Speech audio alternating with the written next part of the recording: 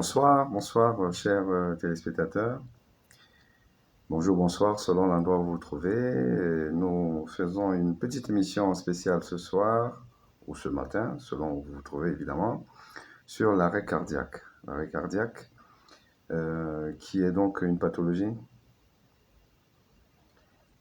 une complication cardiovasculaire finalement pas si rare que ça, plutôt fréquente, que ce soit dans la population générale ou alors dans la population particulière des sportifs, voilà, que ce soit hors de l'hôpital, ce qu'on appelle l'arrêt cardiaque extra-hospitalier, ou alors à l'hôpital, vous avez plusieurs cas d'arrêt cardiaque. Et donc aujourd'hui, nous allons essayer de parler de cette complication cardiovasculaire, finalement pas si rare que ça, mais qui est évitable. L'arrêt cardiaque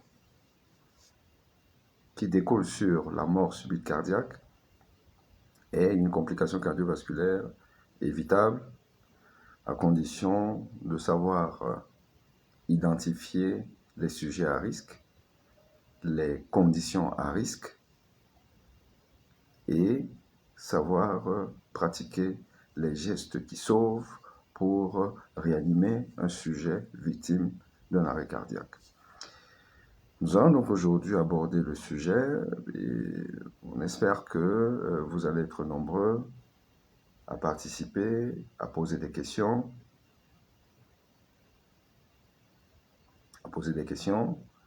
et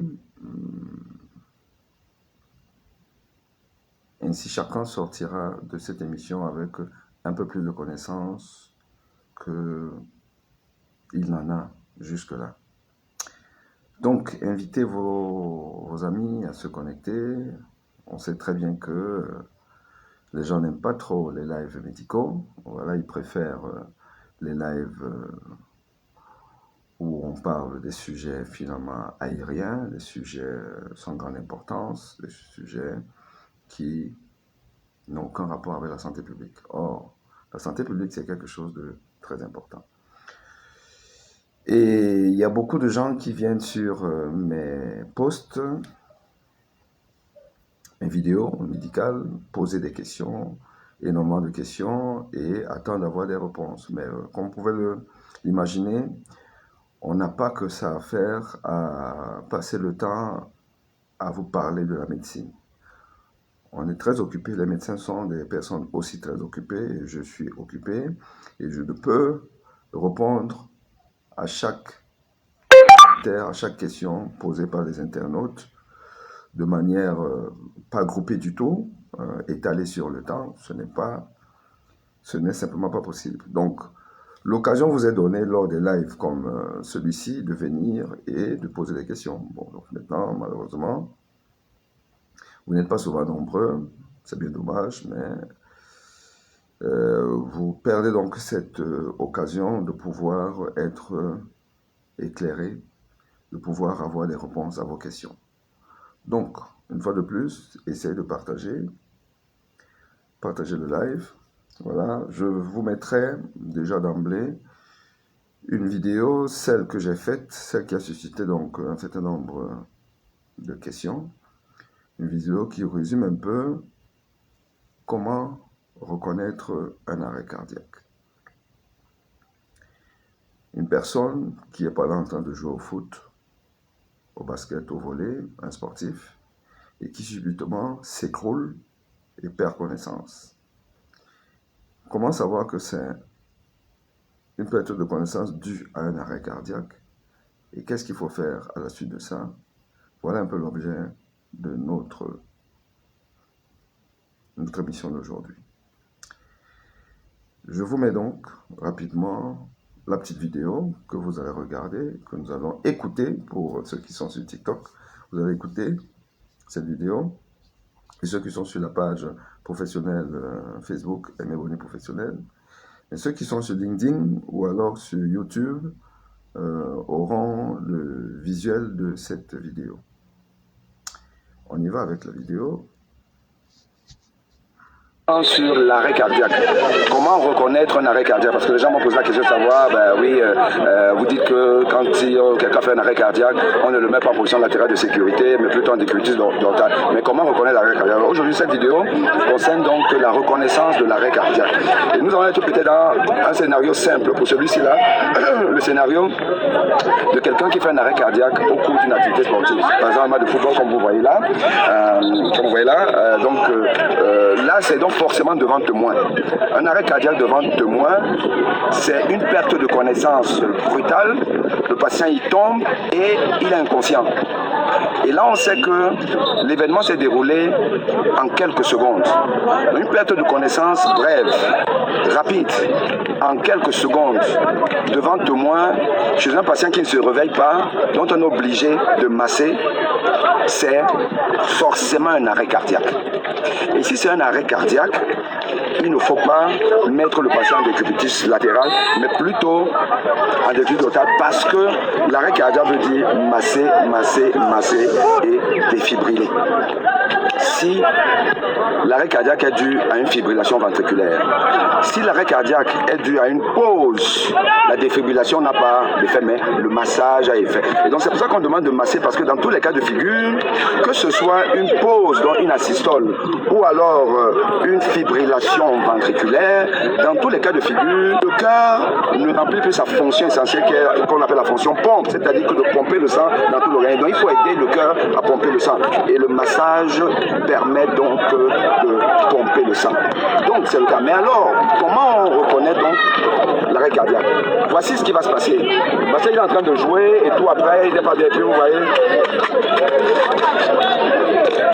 Il est tombé. Vous devez venir et savoir si le malade a le cœur arrêté ou pas. Mais comme il est tombé, vous allez par exemple l'appeler. Aimez. Le patient ne réagit pas. Vous allez le pincer. Vous le pincez, d'être là au niveau du pavillon de l'oreille. Vous pincez.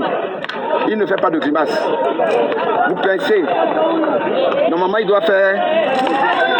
Parce que ça peut être juste une perte de connaissance due à un malaise vagal. Il est fatigué et tout, il va grimacer. Mais si vous pincez, il ne réagit pas, vous l'avez appelé, il n'a pas réagi, vous l'avez pincé, il n'y a pas eu de grimace, vous vous dites, il y a perte de connaissance.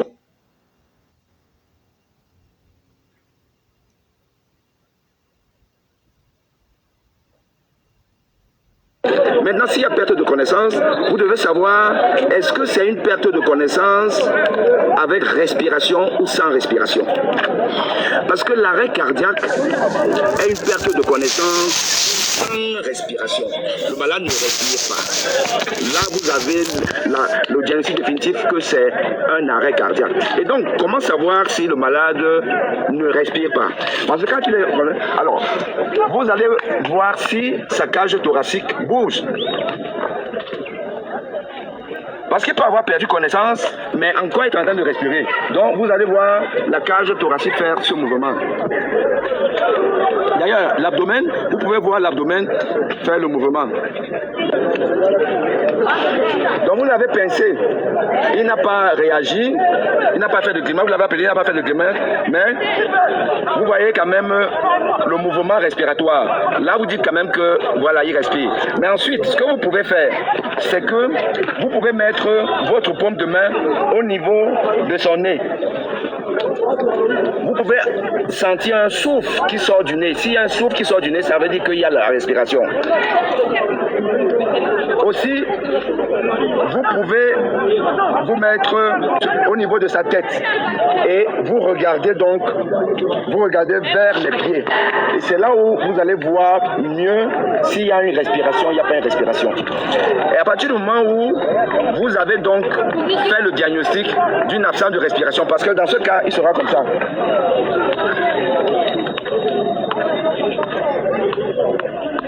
vous voyez qu'il n'y a pas de respiration. Mais s'il y a la respiration, dans ce cas, vous mettez le patient en position latérale de sécurité. Vous le mettez dans cette position-ci. Mais là, c'est en général, la personne que vous avez trouvée, vous ne savez pas trop où, il y a peut-être de l'eau autour, une piscine et tout, donc vous sentez que la personne s'est peut-être noyée, ou la personne a avalé de travers, là. Mais si le patient ne respire pas, ne le mettez jamais en position latérale de sécurité, parce que c'est un arrêt cardiaque, parce qu'il y a perte de connaissance sans respiration. Et dans ce cas, le malade doit donc être couché sur le dos, même si vous l'avez trouvé dans cette position, vous mettez le patient cette fois-ci sur le dos et vous commencez à le masser. Vous commencez à le masser. Vous le massez. Alors, le patient, donc le massage. Le patient, il est là, la victime est là. Vous allez être accroupi sur le côté.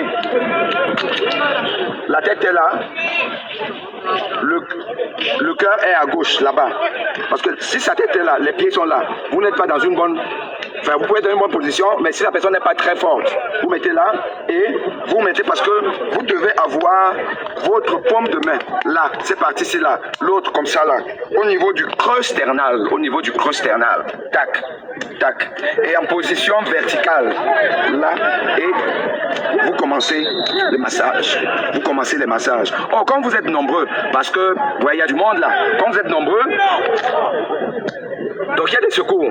Vous allez commencer, quelqu'un d'autre va appeler le SAMU, les pompiers, tout le monde pour qu'on vienne vers vous et qu'on apporte le défibrillateur. Pendant ce temps, vous massez. À peu près 100 massages par minute, entre 100 et 120. Tac, tac, tac, tac, tac. Suffisamment profondément pour que le massage soit efficace.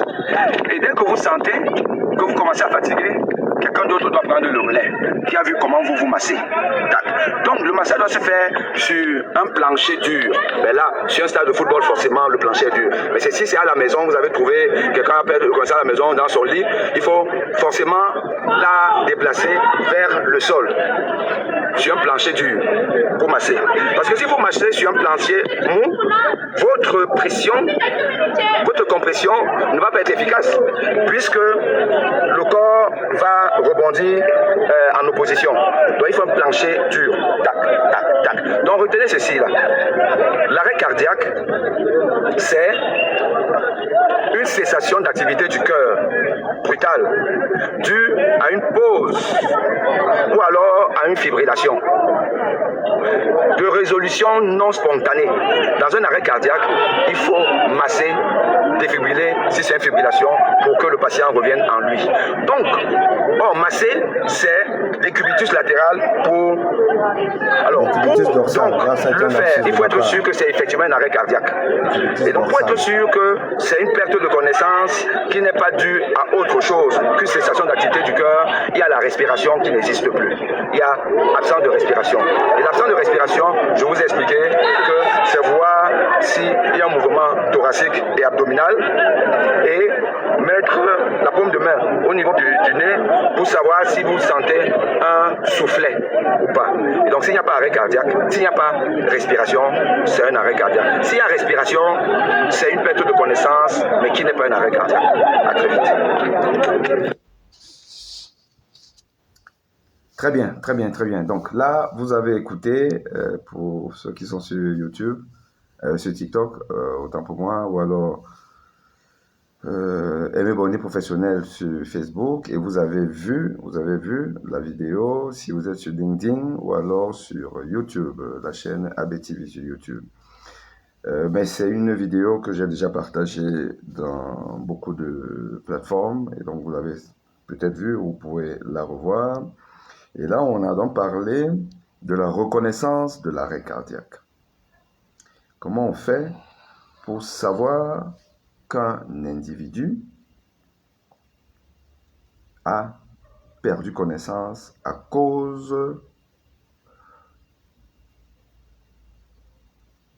d'un cœur qui cesse de battre.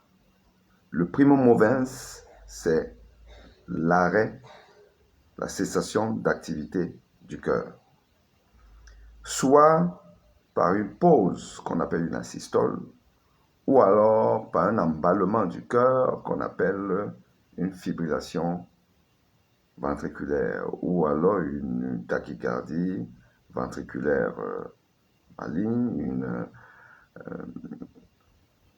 une activité électrique du cœur pas du tout efficace pour entraîner la contraction du cœur à effet d'éjecter le sang du cœur vers la grande circulation. On parlera donc d'une contraction inefficace du cœur si c'est une fibrillation ventriculaire, ou de toutes les façons une absence de contraction si c'est une asystole, donc une pause. Mais les deux événements concourent à stopper la circulation sanguine. Donc il y a un arrêt circulatoire. L'arrêt cardiaque est donc un arrêt circulatoire, une cessation de circulation du sang au niveau du cerveau, mais de tous les organes.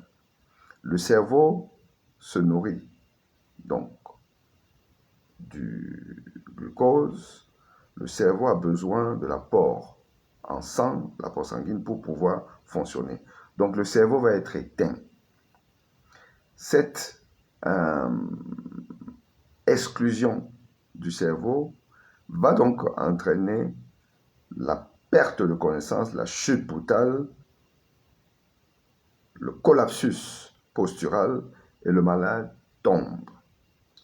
Il tombe, il cesse déjà d'être en contact avec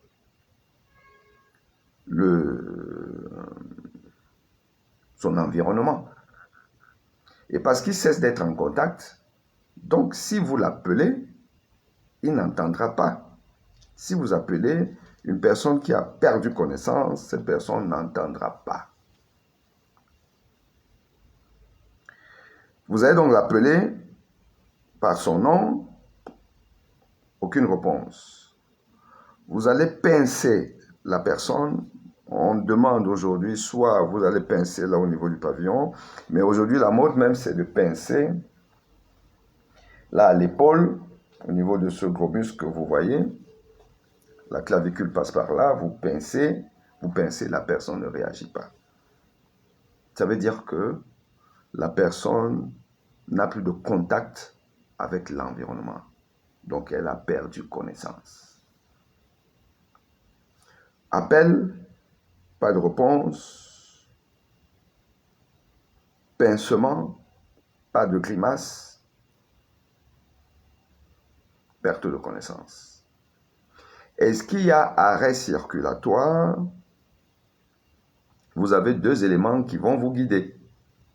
Premier élément, c'est que s'il y a arrêt circulatoire, si le sang, le cœur cesse de pomper le sang, le cœur cesse de pomper le sang, donc il n'y aura pas un volume d'éjection du sang vers la grosse artère qu'on appelle l'aorte.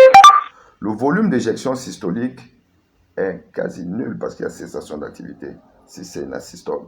Si c'est une fibrillation, le volume est minimaliste, insuffisant pour former la pression artérielle.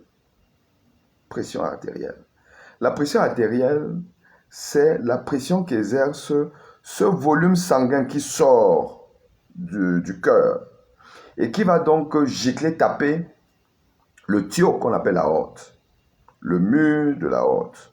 Le sang qui sort du cœur va donc provoquer une pression au niveau de la paroi de l'artère, formant ainsi la pression systolique. Et il y a la pression diastolique lorsque le cœur est en diastole.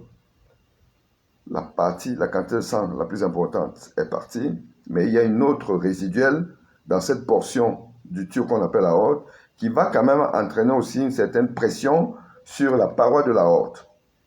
Mais cette pression est inférieure à celle de la systole. C'est pour ça que la pression diastolique est plus basse que la pression systolique. Mais Le fait est que le pouls représente donc ce volume d'éjection en systole qui gicle sur la paroi.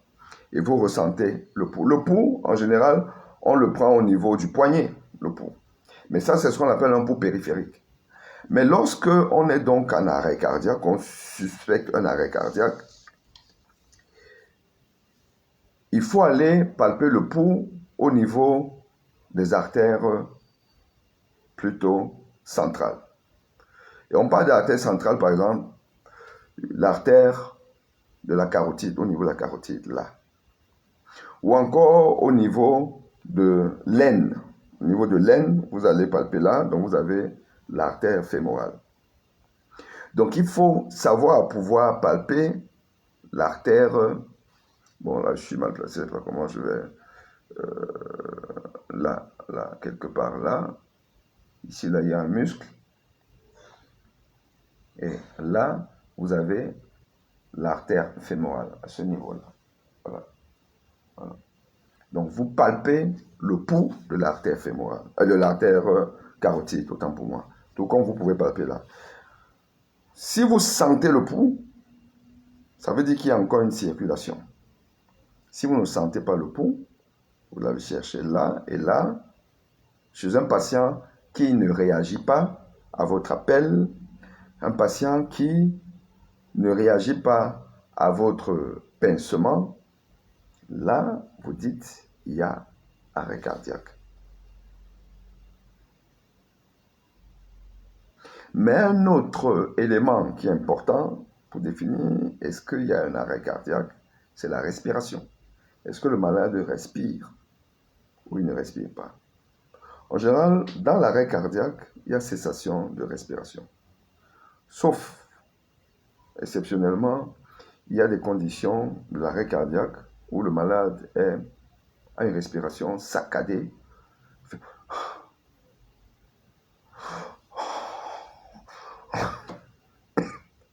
Le malade gaspe. Ça, ce n'est pas une respiration physiologique, ce n'est pas une respiration efficace. C'est le gasping. Et ça, c'est aussi l'équivalent d'un patient qui, parce qu'il est en agonie, il est en train de faire une respiration agonale. Mais la plupart du temps, les malades donc sont tac. Vous observez, vous mettez sur sa tête, accroupi, vous regardez vers les pieds et vous voyez s'il y a le balancement du thorax ou de l'abdomen. Parce que normalement, quand on respire, on sent un mouvement respiratoire. Vous avez l'impression que tout est plat. L'oreille, vous pouvez rapprocher l'oreille au niveau de son nez avec une bouche un peu ouverte. Vous voyez s'il y a un souffle qui sort. Et j'ai aussi dit, même la main, la paume de la main, vous pouvez mettre là au niveau donc du nez et avec une bouche que vous avez écartée. Et vous voyez si vous sentez un soufflet. Et donc, quand il n'y a pas la respiration, vous n'avez pas eu le pouls, le malade n'a pas réagi, c'est un arrêt cardiaque. Ce d'autant plus que vous êtes témoin de sa chute. Parce que c'est un sportif, vous êtes en train de jouer, et le malade, subitement, il n'est pas bien, il tangue et il tombe. Vous étiez en train de jouer. Donc, quelques secondes avant, il jouait, il courait, donc il était a priori en bonne santé, donc il n'y a aucun symptôme. Donc, la survenue de symptômes, moins d'une heure avant la perte de connaissance, jusqu'à preuve de contraire, c'est un arrêt cardiaque. En absence de témoins, dans les 24 heures, vous avez vu une personne, vous avez appris que la personne était, bon, on l'avait vue, elle était au travail, ou je ne sais pas trop quoi, la veille, et puis on la retrouve morte peut-être chez elle et tout, alors que 24 heures avant, elle était plutôt bien portante, il n'y avait pas de témoin, c'est probablement un arrêt cardiaque. Mais si vous pouvez décompter et que on est vraiment à moins de 24 heures, à moins d'une heure devant témoin, c'est certainement un arrêt cardiaque. Si vous trouvez donc au coin de la rue une personne qui est allongée par terre, qui est inconsciente, vous l'avez appelée, vous l'avez interpellée, elle ne dit rien, vous l'avez pincée, elle ne réagit pas, vous n'avez pas un peu le pouls, la personne n'a pas de pouls, vous évaluez la respiration, il n'y a pas de respiration, c'est un arrêt cardiaque. Mais là, vous ne savez pas, est-ce que c'est arrivé il y a 1 heure, est-ce que c'est arrivé il y a déjà 24 heures, ben, vous n'étiez pas là parce que là, au décours de la rue, vous trouvez une personne qui est allongée par terre et tout. Vous avez donc fait toute cette observation-là et vous arrivez dans la conclusion qu'il y a arrêt cardiaque. Mais parce que vous ne savez pas, est-ce que c'est depuis 24 heures, 2 jours ou pas, là, comme ça, là, vous partez sur le principe qu'il y a encore quelque chose à faire. Vous devez appeler le secours et commencer le massage. Vous devez appeler le secours et commencer le massage. Et pourquoi est-ce qu'on demande, on conseille d'appeler le secours? Pourquoi? Pourquoi on conseille d'appeler le secours? Parce que vous pouvez vous dire que bon, là je suis bon, ben, j'ai mon diplôme de secourisme, je sais masser et tout, ben, je vais masser la personne. Ben, dis donc, vous avez massé jusqu'à quand? Parce que l'arrêt cardiaque peut être difficile à récupérer. Ça dépend déjà de la pathologie sous-jacente, quelle est la maladie cardiaque sous-jacente, voilà, la durée de la cessation d'activité, ce qu'on appelle le no-flow, c'est-à-dire qu'il n'y a pas de circulation sanguine, parce que dès que le cœur s'est arrêté, il n'y a pas de circulation sanguine. Est-ce que cette cessation d'activité du cœur, donc cette absence de circulation sanguine, dans le no-flow, est-ce que ça a duré quelques secondes, quelques minutes ou pas? En fonction de la durée, plus le no-flow dure longtemps, plus la réanimation est complexe. Et le retour à une circulation spontanée, le retour à une circulation spontanée va aussi être compromis. Ce retour, on va avoir plus de mal à revenir à une respiration, à une circulation spontanée. C'est pour ça qu'on dit que le timing de la réanimation cardio-pulmonaire chez un patient qui a fait un arrêt cardiaque, le timing est important, c'est-à-dire qu'il faut qu'il soit le plus court possible, la période du no-flow. C'est-à-dire que la réanimation doit être la plus précoce possible. Plus tôt on intervient, mieux ça vaut. Chaque minute qu'on perd à ne pas réanimer un malade, chaque minute, c'est 10% de chance en moins de récupérer le malade, en plus en bon état. Si vous avez donc, au décours de la rue, vous trouvez quelqu'un qui a perdu connaissance, vous avez respecté tous les items que je vous ai expliqués tout à l'heure, et vous arrivez à la conclusion que c'est un arrêt cardiaque. Ce qu'il faut faire, la première chose, le premier geste, c'est d'appeler le secours. Mais comment vous allez appeler? Vous avez votre téléphone, vous avez certainement un ami ou des amis, vous appelez 1 ou 2 personnes rapidement, vous donnez votre localisation, et vous dites, là, il y a un arrêt cardiaque, il va commencer la réanimation. Donc, vraiment, appelez d'autres gens, venez, mais appelez et tout. Et vous appelez, c'est eux maintenant qui vont peut-être appeler le SAMU. Si vous êtes dans un pays où il y a le SAMU, les ambulances, l'hôpital, tout ce que vous voulez, vous appelez, parce que c'est surtout pas en taxi que vous allez trimballer l'individu. Voilà. Donc, vous appelez. Et pendant que les secours s'organisent donc, vous avez déjà appelé, donc vous espérez avoir quelqu'un dans les 5 à 10 minutes pour venir vous seconder. Parce que vous, directement, vous mettez la personne en position idéale pour masser. Et la position, c'est le décubitus dorsal, donc sur le dos, la face en l'air. Jamais en position latérale de sécurité, que moi j'appelle la position latérale d'insécurité. C'est-à-dire dans le subconscient de la population générale. Quand quelqu'un a perdu connaissance, vous tournez la personne sur le côté. C'est une bêtise, c'est une connerie. Ça ne se fait pas. Sauf dans des conditions particulières, des cas particuliers. Par exemple, la personne, la noyade, ou la personne a un corps étranger, de travers, vous allez, oui. Mais pour ça, il faut être sûr que, justement, ce n'est pas un arrêt cardiaque. Si la personne ne respire pas, c'est un arrêt cardiaque. Si la personne respire, oui. Ça, c'est pas un arrêt cardiaque. Donc, jusqu'à preuve le contraire, vous allez donc mettre la personne en décubitus dorsal parce que la personne a perdu connaissance, n'a pas de pouls central et ne respire pas. Et vous commencez le massage après avoir appelé les secours. Parce que ce qui est sûr, un bon massage, on vous a dit, sans position verticale, vous êtes accroupi à côté de la victime, au niveau du creux sternal, cet endroit-là, avec les mains comme ça là, tac, tac, tac, tac, tac, verticalement, vous commencez à masser.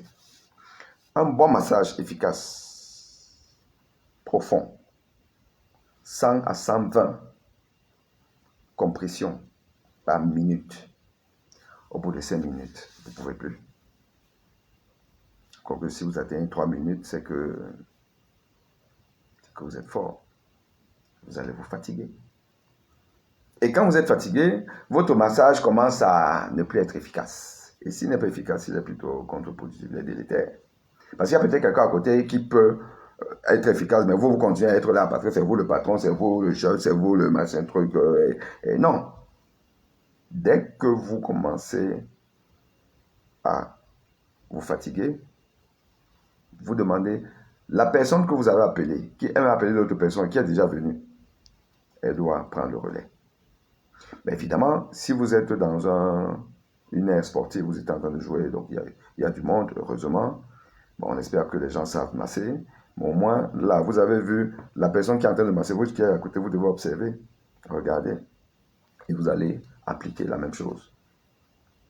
La réanimation cardio-pulmonaire, c'est surtout une histoire d'audace et de courage. Il ne faut pas flipper, il ne faut pas vous dire, ah, machin, non. Si vous ne savez pas essayer, débrouillez-vous. Débrouillez-vous à pouvoir le faire. Débrouillez-vous à pouvoir le faire. Et vous allez donc masser.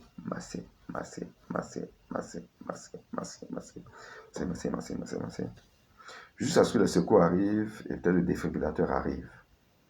Et on va donc brancher la personne avec des patchs et tout sur le défibrillateur qui va faire la reconnaissance du rythme. Parce qu'en fait, le défibrillateur, ça veut dire que ça défibrille. Pour défibriller, il faut que le rythme sous-jacent soit une fibrillation. Donc, et le défibrillateur va donc reconnaître si c'est une fibrillation ou si c'est une asystole.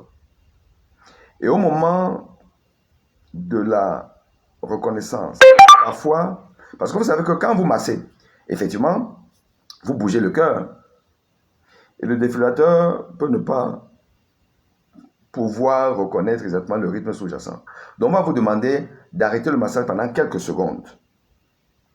Le temps que le défibrillateur puisse faire la reconnaissance du rythme sous-jacent. Parce que si c'est un défibrillateur semi-automatique ou automatique, il va faire la reconnaissance et après, si c'est automatique, à un moment donné, il dit « Stop !»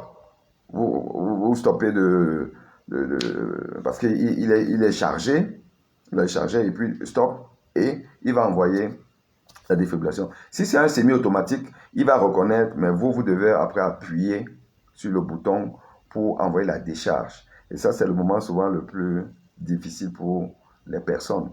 Parce que, comme je vous ai dit, le problème de la réanimation cardio-pulmonaire, c'est que c'est spectaculaire. Vous avez en face de vous un mort et vous devez le soigner. Quand vous n'êtes pas un personnel médical, on sait combien c'est difficile, surtout si c'est un membre de la famille. Là aussi, les études ont démontré que la réanimation cardio-pulmonaire par des membres de la famille ou en présence des membres de la famille a un pronostic moins bon. Parce qu'il y a le stress qui entoure cet événement et cette prise en charge. Mais il faut le faire. Il faut le faire. Reconnaître l'arrêt. Déjà, c'est la première étape. Reconnaître un arrêt cardiaque.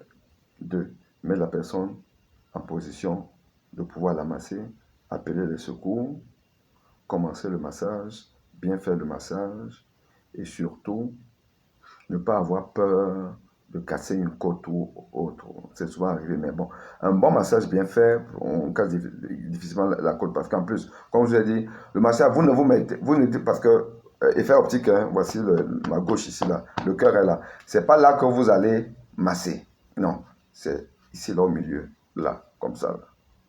Vous avez cette position, tac, vous massez là. Bon. Donc, on casse difficilement la côte là, mais ça peut arriver. Mais si on a cassé une côte, c'est pas grave. La côte, elle se repart. On ne meurt pas à cause d'une côte cassée. Pourtant, on meurt à cause d'un arrêt cardiaque non réanimé. Voilà, bon, malheureusement, vous n'êtes pas nombreux. Je pensais que ça allait être une émission interactive, puisque effectivement, il y a certainement beaucoup de questions, d'interrogations de la part des trucs, et que c'était l'occasion de venir poser vos questions et que je réponde. Bon, les gens, je pense qu'ils sont dans des émissions, des lives autres plus intéressants, ce que je peux comprendre. Bon, donc,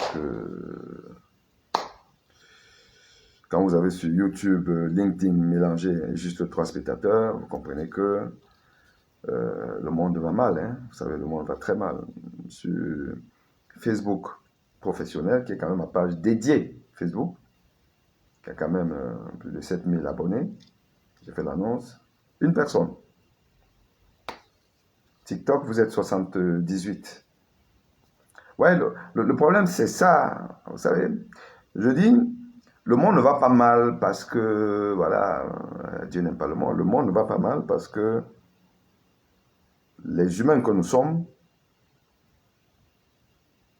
n'aimons pas ce qui est bien. Imaginez un sujet aussi important que celui-là. Il y en a parmi vous, surtout ceux qui ne sont pas là, qui vont subir cet événement. Parce que la mort subite cardiaque, due à l'arrêt cardiaque, ce n'est pas rare. Et ça peut arriver à tout le monde, n'importe où. Ça peut arriver à votre proche. Vous pouvez voir, assister justement à l'arrêt cardiaque d'un proche. Vous faites comment? Les gens ne sont pas là. Mais après, ils vont vous dire, va faire. Tes semblables font dans le laboratoire. Ils font la recherche et tout. Sauf que mes semblables qui font la recherche sont actuellement en train de dormir. Moi, je suis là pour vous apprendre des choses qui sont importantes. Mais ils ne sont pas là. Après, ils vont venir insulter. Ils vont venir dire, ben, laisse le football, laisse machin, tu vas là-bas. Un peu comme si le mec qui vous dit, là, que tu connais rien au football, laisse le football, n'analyse pas le football. Mais lui, il est déjà en train d'analyser. Puis il est en train de vous juger, donc il analyse déjà. Mais le mec, il n'a même pas le BEPC. Il n'a même pas été à l'école. Il ne sait rien. Mais il va venir dire à un médecin, à un professeur, il va venir dire que tu ne sais rien. En politique, la politique, on est la politique. Un peu comme si ceux-là à qui donne le quitus, le droit de faire la politique, ont été dans des écoles spéciales, je ne sais pas trop lesquelles, pour devenir des hommes politiques. Or, on est dans l'analyse, la compréhension et l'appréciation de la gouvernance dans un pays. La santé publique fait partie de la gouvernance d'un pays. Le fait que dans un pays, il n'y a pas ceci, il n'y a pas cela, il n'y a pas le SAMU, la prise en charge extra-hospitalière dans la plupart des pays sous-développés d'Afrique, elle est catastrophique. Vous savez très bien qu'au Cameroun, par exemple, et ce n'est pas qu'au Cameroun, le mode de transport unique, je dis unique pour exagérer un peu, mais je suis pas loin de la réalité. Le mode de transport extra-hospitalier, le transport des malades de la maison, des lieux publics vers l'hôpital, et même plus grave, le mode de transport inter-hospitalier, d'un hôpital à un autre, vous le savez très bien. Au Cameroun, c'est le taxi. C'est le taxi. Je travaille au Cameroun, vous le savez très bien. Les hôpitaux camerounais. Un malade, on estime que sa prise en charge dépasse l'hôpital de deuxième ou de troisième catégorie. Enfin, oui, il faut aller à l'hôpital supérieur de deuxième ou de première catégorie, selon qu'on est parti de la troisième tour, dans un hôpital de district ou un hôpital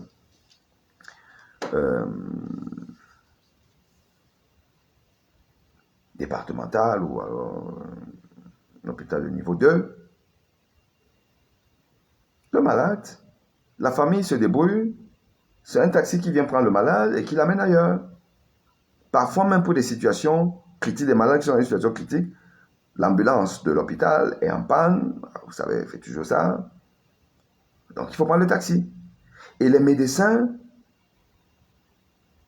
sont au courant et transfèrent les malades en taxi. C'est normal.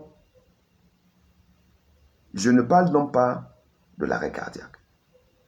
Vous savez que nous avons fait une étude, la seule jusque-là, je pense, étude épidémiologique sur l'incidence de la mort subite cardiaque dans une population africaine. C'est le registre de Douala. Tu venez voir.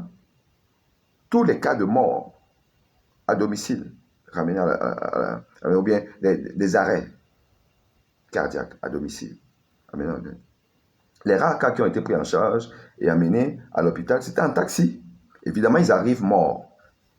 Donc, le taux de ressuscitation des arrêts cardiaques extra-hospitaliers en Afrique frise le chiffre 0. Bon, ce n'est pas la révolution en Occident, mais on arrive quand même à récupérer les gens. Mais au Cameroun, c'est 0. La plupart des pays africains, c'est 0. Pourquoi? Parce que la politique de santé publique dans nos pays est à revoir. Elle n'est pas bonne. Elle est mauvaise. Et vous allez donc, en tant que homme du métier, professionnel de santé, vous allez décrier cette vision très étroite des politiques de santé. Et vous ne pouvez pas parler de la politique de santé sans parler de la politique générale. C'est dans sa globalité. C'est-à-dire que nous sommes, par exemple au Cameroun, dans un état abîmé, un état malade, un état où c'est le sauf qui peut, où l'hôpital n'est pas fait pour soigner. Mais de temps en temps, on peut s'y soigner, au gré du hasard, la plupart du temps. Et donc, un médecin, un intellectuel, un universitaire, qui ne parle pas de la politique lorsqu'elle est mauvaise dans son pays, c'est un faux intellectuel. C'est un faux intellectuel. Mais vous allez voir des gens qui vont vous dire, oh, les gens font la recherche, un peu de quelle recherche ils parlent. Et vous leur dites, bon, venez maintenant, je vous apprends à vous soigner, parce que le malade est son premier médecin. La population générale doit savoir identifier les facteurs de risque d'une mort subite. La population générale doit savoir comment identifier une mort subite. La population générale doit savoir comment secourir une mort subite. Mais ils sont ailleurs. Vous êtes ailleurs. Dans un pays où, si vous arrive quelque chose, vous mourrez. Il vaut mieux donc savoir comment prévenir cette complication-là. Et on vous fait des enseignements gratos. Vous n'êtes pas là, vous êtes ailleurs. Et vous êtes les premiers à être dans l'insulte, dans le dénigrement. Non, moi je dis que Donald Trump a raison. Donald Trump a raison de dire que vous avez des pays, vous avez des populations, des trucs qui sont simplement de la merde. Oui, les pays de merde, c'est Donald Trump qui le dit, c'est pas moi. Ah.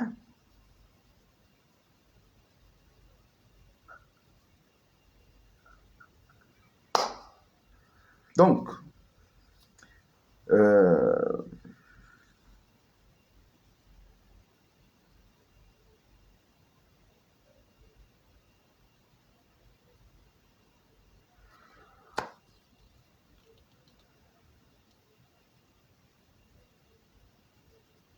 ceux qui sont là, si vous avez des questions, vous les posez. Si vous avez des préoccupations, parce qu'il est difficile de faire un monologue, parce qu'on ne sait même pas exactement ce que vous comprenez, ce que vous ne comprenez pas.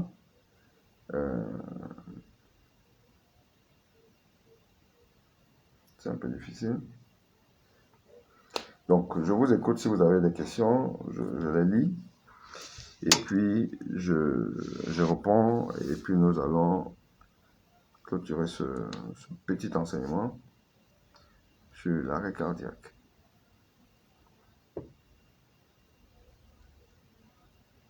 Amaliel, oui, bonsoir à toi.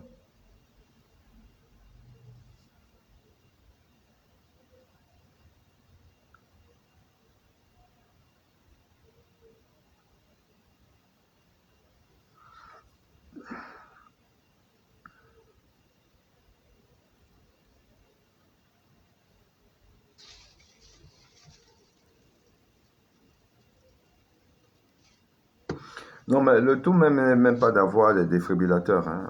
Il faut avoir les défibrillateurs, mais il faut savoir utiliser les défibrillateurs.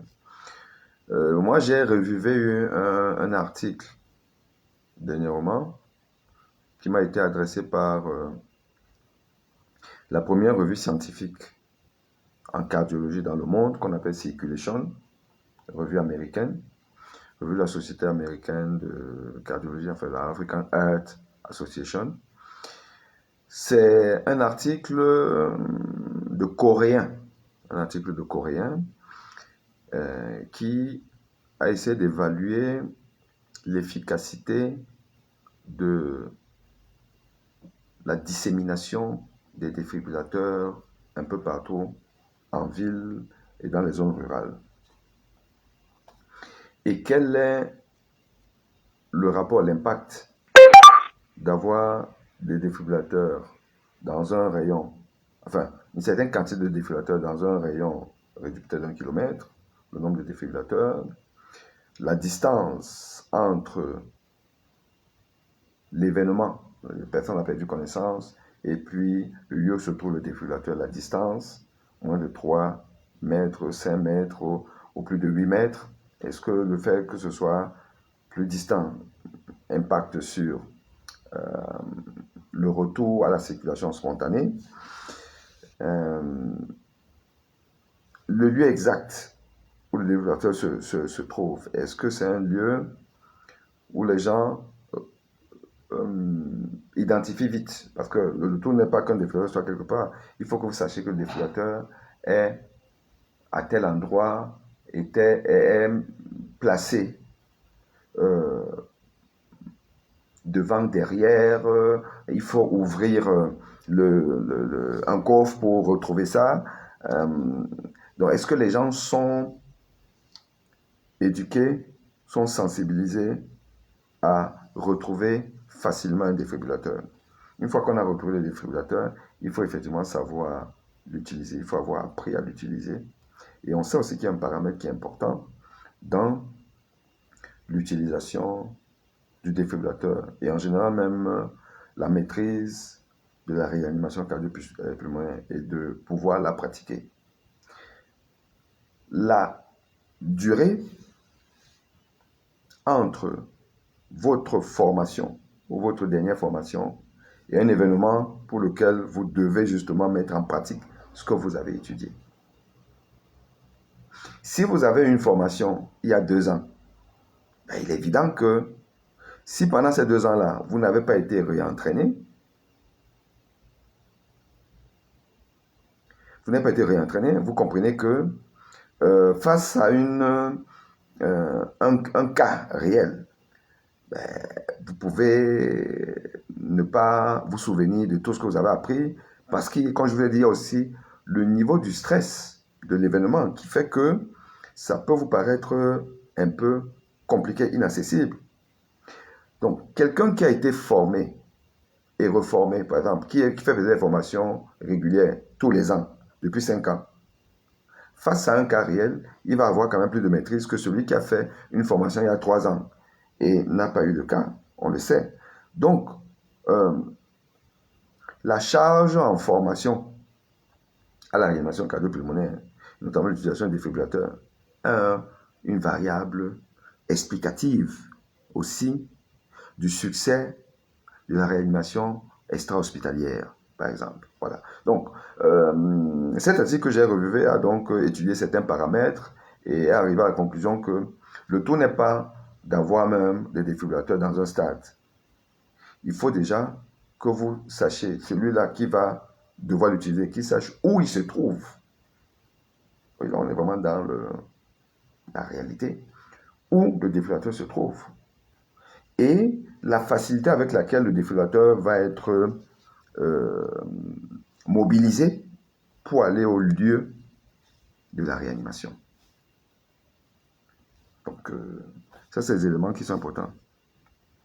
Donc, Men dit que oui, d'où l'importance du recyclage. Oui, effectivement, il ne faut pas simplement, vous savez qu'il y a des formations en entreprise, où on forme des gens. Il ne faut pas que vous soyez formé une fois et puis vous êtes content, j'ai été formé, j'ai appris et tout. Vous avez appris dans des conditions particulières, c'est tout. C'est d'ailleurs un mannequin qui est là. On vous a dit ce qu'il faut faire. Il faut reconnaître l'arrêt. Il faut savoir appeler les secours et commencer le massage. On vous a appris ça, c'est cool. Et après, on vous a aussi appris comment est-ce qu'on place les patchs du défibrillateur, comment est-ce qu'on déclenche la reconnaissance par le défibrillateur du rythme sous-jacent et comment est-ce qu'on charge l'énergie. Bon, on vous a peut-être appris ça, mais là, c'était dans une situation cool, hein, machin, truc et tout. Vous avez fait ça il y a 2 ans. Mais ça peut ne pas suffire. Souvent, mais ça ne suffit pas. Il faut répéter les formations. Il faut les répéter. Jusqu'au jour où vous serez vraiment face d'une telle situation.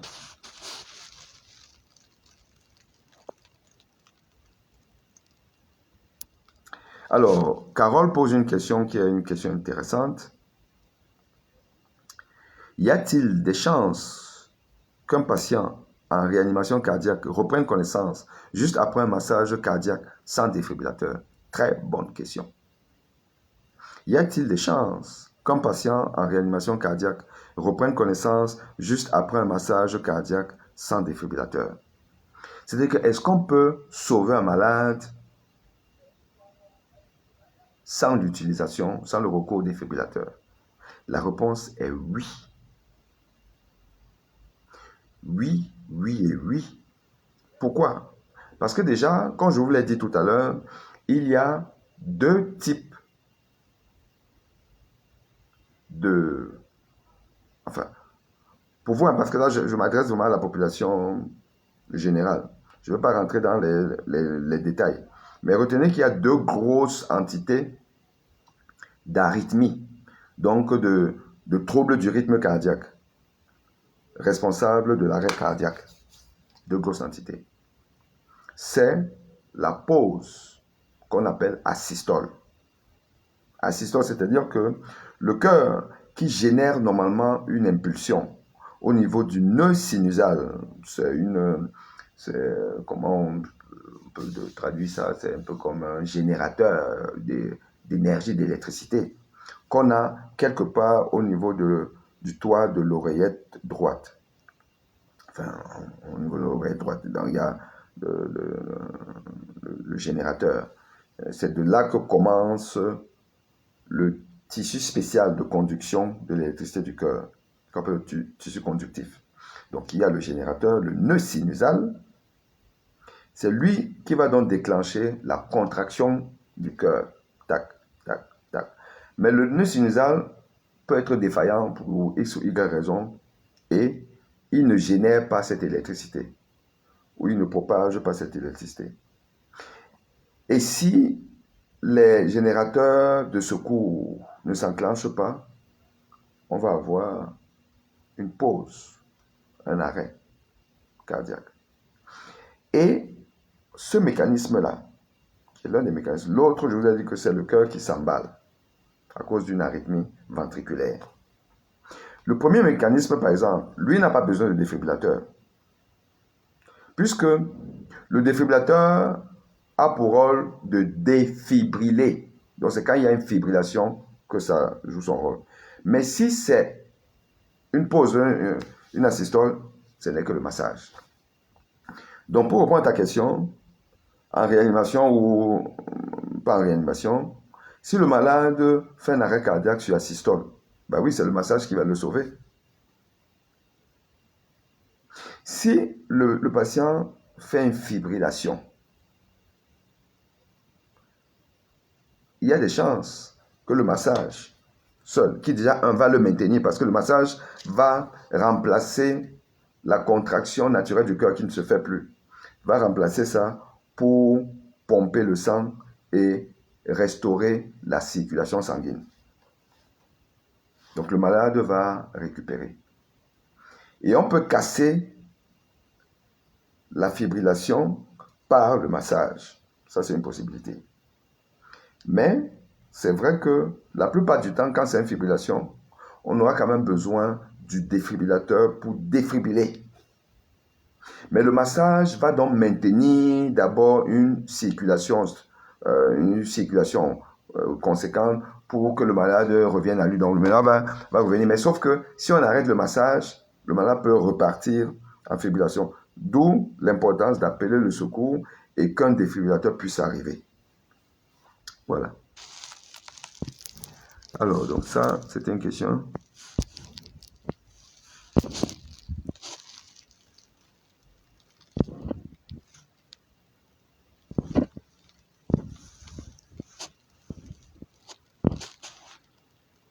Lorsqu'on est essoufflé dès la deuxième montée des escaliers, est-ce que c'est source d'un problème cardiaque? Et pouvez-vous nous donner des examens et fréquences à faire pour justement prévenir les maladies cardiovasculaires? Oui, l'essoufflement à l'effort, c'est ce qu'on appelle l'essoufflement à l'effort. Si vous montiez 2 marches,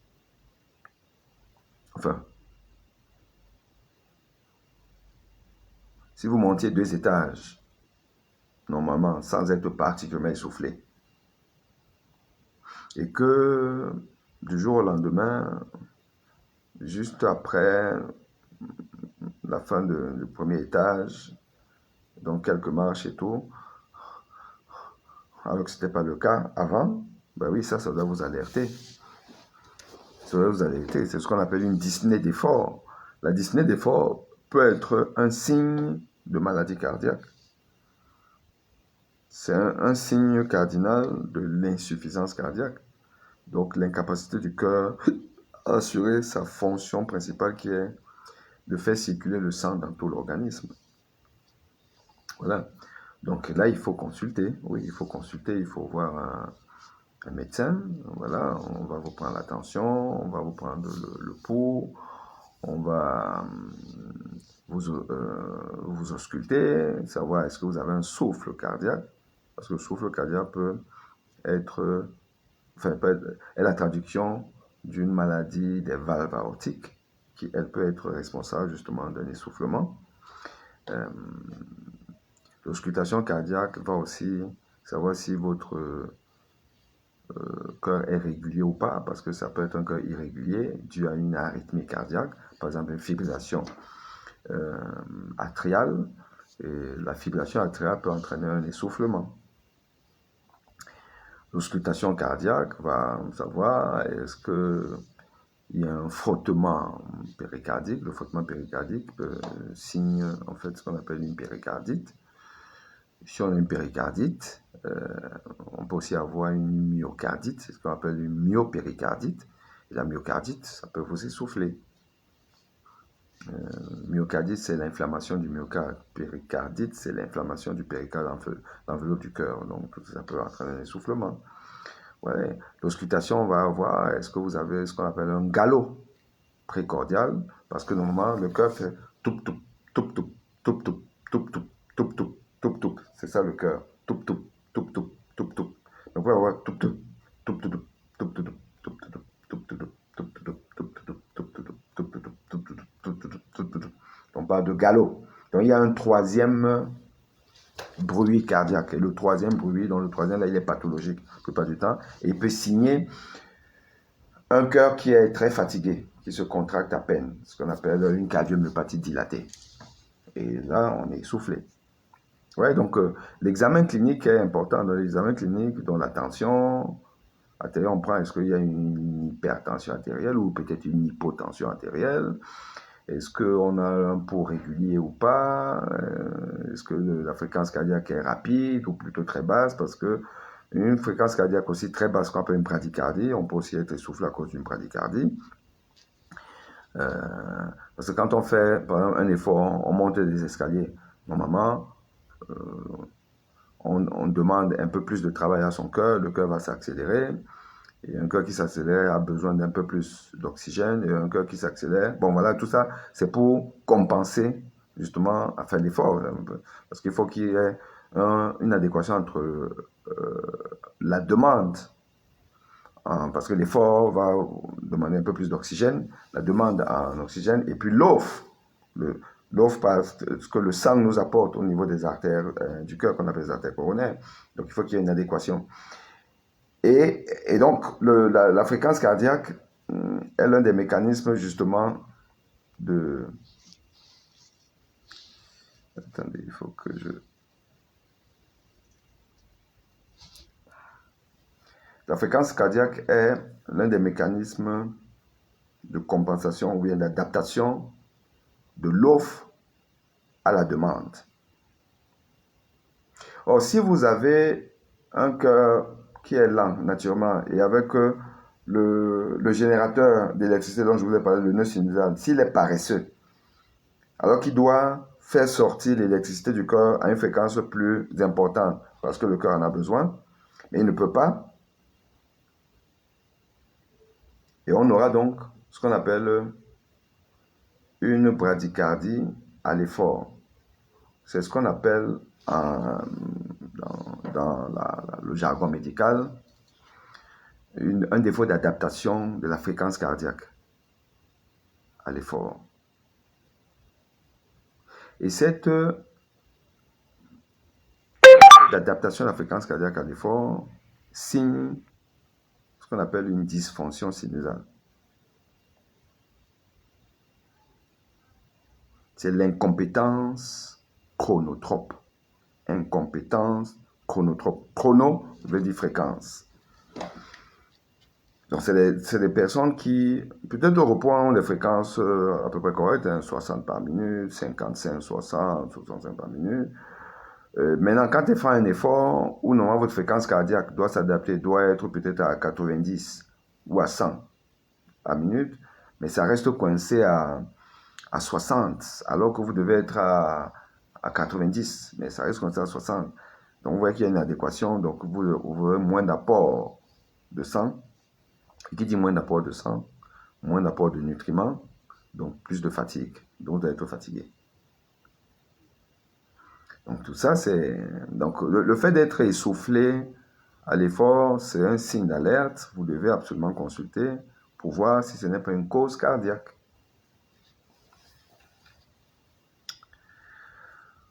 Ok les amis, pas de questions sur TikTok, pas de questions sur YouTube, Facebook, plus de questions sur Facebook professionnel. Je vous dirai donc, j'espère que vous avez retenu l'essentiel de mon propos et que vous saurez mettre ça en pratique si jamais demain vous serez en face d'une personne qui perd connaissance devant vous.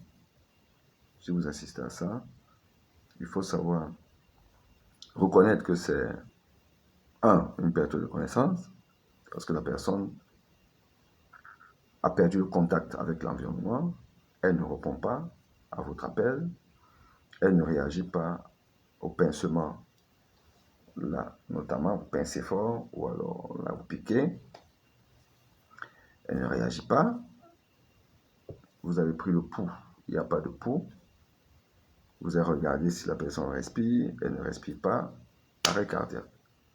Et là, vous mettez la personne sur le dos et vous appelez le secours, vous commencez le massage. Voilà. Si ça au moins, vous avez retenu ça, c'est déjà pas mal.